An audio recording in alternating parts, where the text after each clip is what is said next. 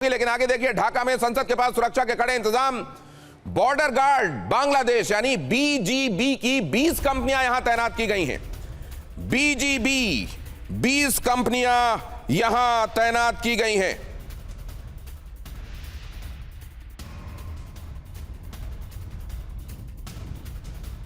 मानिक मियां Avenue के entrance पर सेना भी मुस्तैद है। बड़ी संख्या में आरएआर और अंसार भी डिप्लॉयड है। बॉडी वॉर्न कैमरे भी 1000 पुलिस वालों की इसके साथ ड्यूटी लगाई गई है।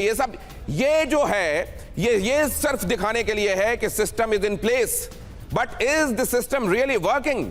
वहां जिस तरीके से हिंदुओं का कत्लेआम हो रहा है, शेख हसीना के तख्ता पलट के बाद से यह सिलसिला शुरू हो गया जो आज भी थमता हुआ दिखाई नहीं दे रहा है। यहां तक कि ढाका में जिनकी वजह से नाम है ढाकेश्वरी देवी, उनके मंदिर को कड़ी सुरक्षा में रखना पड़ रहा है। न जाने कब कहां किसी हिंदू पर किसी तरह का आरोप मजहब के संदर्भ में लगाकर उसको मॉब लिंचिंग कर दी जाए और उसके बाद दिखावे के लिए कुछ लोगों को गिरफ्तार कर लिया जाए। ये आज बांग्लादेश की हकीकत बन चुका है। ये जो डिप्लॉयमेंट है सर, कार्तिकेय काले सर, ये आई वॉश है या हकीकत है? बिल्कुल आई वॉश है। बेसिकली जैसे कि राठौर सर ने भी बोला था कि क्राउड जो है गैदर किया गया है, ये सारा का सारा एक प्री डिटरमिन्ड डेमोन्स्ट्रेशन है और ये दुनिया को एक मैसेज देने के लिए है। एक पर्टिकुलर पार्टी, और जिसको मैं कहता हूँ कि ये जो मोहम्मद यूनुस और उनकी जो इंटरिम गवर्नमेंट है, इसको थोड़ी लेजिटिमेसी देने के लिए है कि भाई ये सिचुएशन को कंट्रोल करने की कोशिश कर रहे हैं।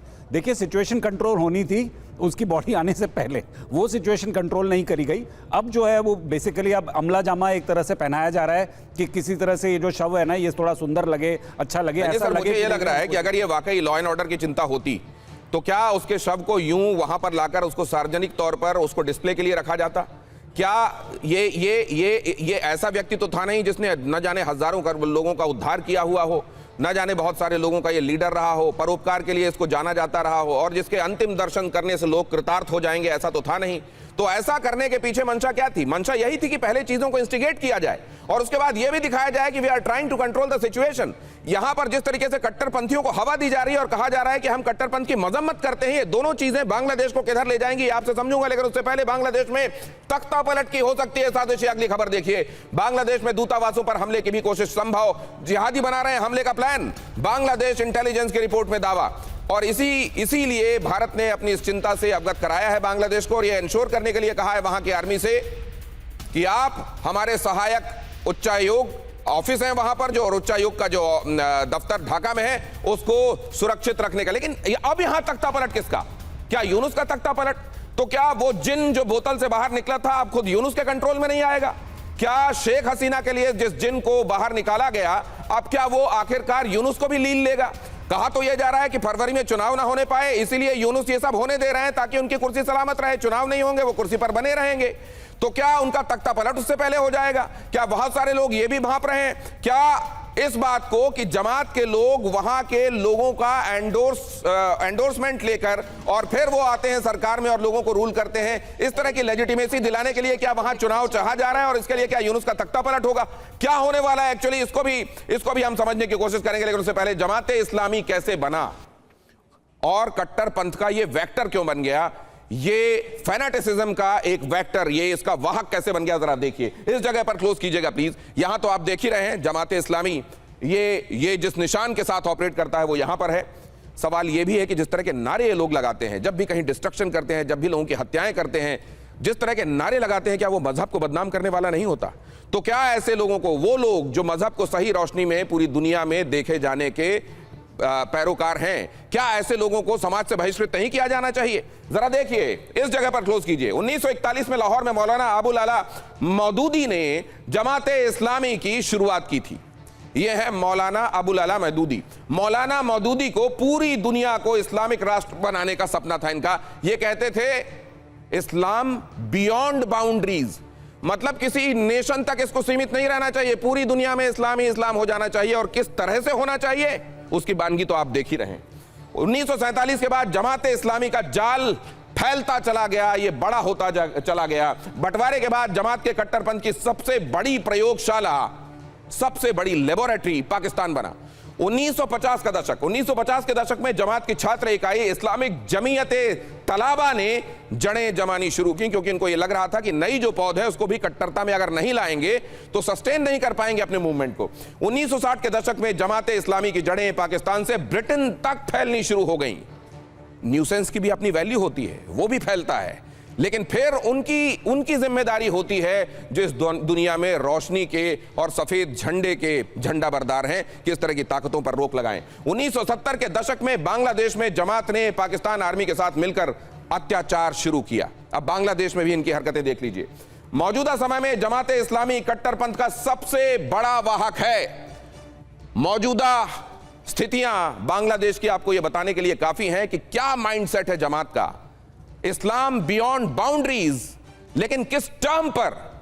क्या शांतिपूर्ण मजहब के पोर्ट्रियल के तौर पर, या ऐसी ताकत के तौर पर? इधर माई वे और हाईवे, हाईवे का मतलब अब दुनिया से रुखसती, ये है क्या?